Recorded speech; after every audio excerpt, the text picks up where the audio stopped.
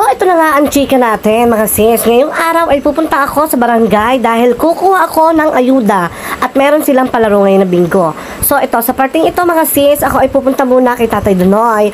Then, I'm going to check the baby Tagalog, which is the baboy damuka. Ayan. Titingnan ko muna kung talaga namang 10 kilo pataas na ang alagang baboy damo ni Tatay Danoy. At eto at aking tinatahak na kagubatang ayan. Kitang-kita nyo naman ang kalawakang iyan ay talaga namang ang pagkakaputik. Talagang ako ay nakabota at nahan nga lang at ay ni pagkakapirahan ay aking pupuntahan talaga. Kitang-kita nyo ng pagkakaaga ay ako yagyag. Ba naman? Katitila nga lang pala ng ulan mga siskong marites. Eto at makikita nyo mga kambing chinaway. Ayan nga at malapit na ako kina Tatay Danoy. Mapapadaan niya ako sa taniman niya ng talong at saka ng sitaw. Aba, ay ngalay-ngalay ko pang makapitas kahit ilang piraso. At talaga namang yung mga dahon na iyan ay makikita nyo sa paanan at sa likuran.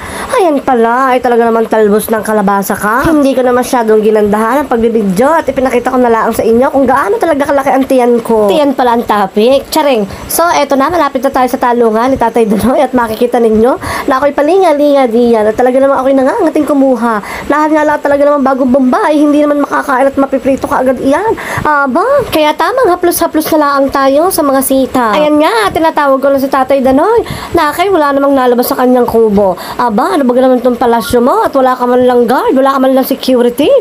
Mayroon nga pala dyan, mga baboy na Tagalog. Eri nga pala ang kanyang mga anak. At talagang ang ilan laang ang pwedeng panlitsyo. Abay, ako'y natuwa pagkakita ko sa mga iyan. At kitang-kita nyo naman na binibidyohan ko ang kanyang buong lupain.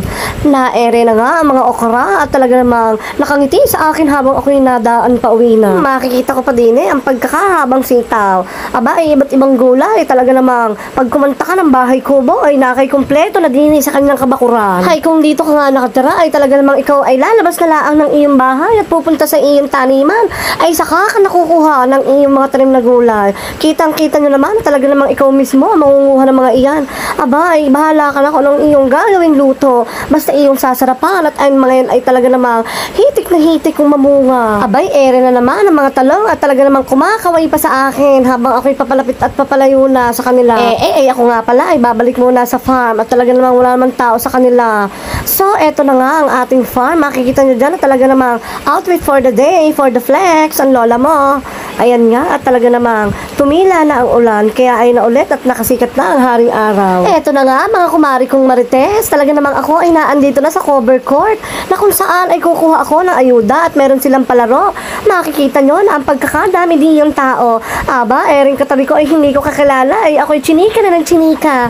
Makikita nyo pa sa parting iyan ng aking asawa may dala pang merienda. Kitang-kita naman si